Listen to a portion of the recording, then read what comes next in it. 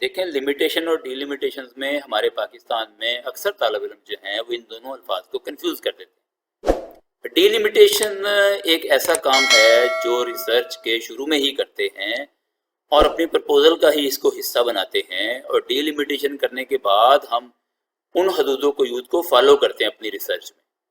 اور ڈیلیمیٹیشنز جو ہوتی ہیں نا وہ لمیٹیشنز نہیں ہوتی ہیں، لمیٹیشنز ایک بالکل ڈیفرنٹ کانسیپٹ ہے، اس کو اس کے ساتھ کنفیوز نہیں کرنا ہوتا۔ لمیٹیشن یہ ہے کہ آپ نے ایک کام کرنے کا سوچا تو تھا لیکن وہ کام کر نہیں پائے۔ جیسے مثال کے طور پہ آپ نے سوچا تھا کہ آپ رینڈم سیمپل لیں گے، لیکن جب آپ عملاً کام کرنے لگے تو آپ کو پتہ چلا کہ میری پاپولیشن کی نیچر اس طرح کی ہے کہ اس کی کوئی لسٹ ہی نہیں بنی ہوئی، اور لسٹ بنانا بھی ممکن نہیں ہے، تو رینڈمائزیشن تو ہو نہیں سکتی۔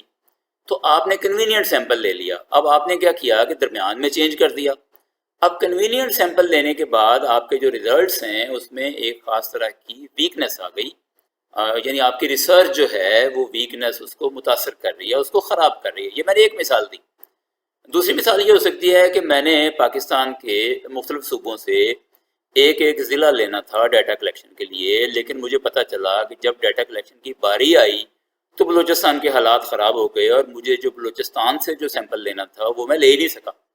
تو میری اسٹڈی پاکستان کے بارے میں ہے لیکن اس میں سے بلوچستان کا سیمپل بالکل ہی مس ہو گیا، تو اسٹڈی پر بیڈ ایفیکٹ ہوا، تو اس کا جو نتیجہ ہے وہ اچھا نہیں ہے۔ تو یہ میری اسٹڈی کی لمیٹیشن ہو گئی۔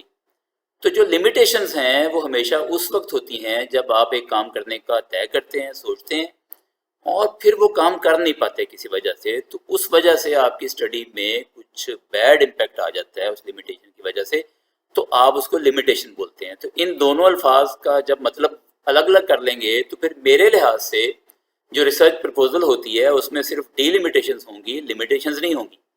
یعنی میں ریکمینڈ نہیں کرتا کہ ریسرچ پرپوزل میں طالب علم جو ہے وہ لمیٹیشنز کا بھی ذکر کرے۔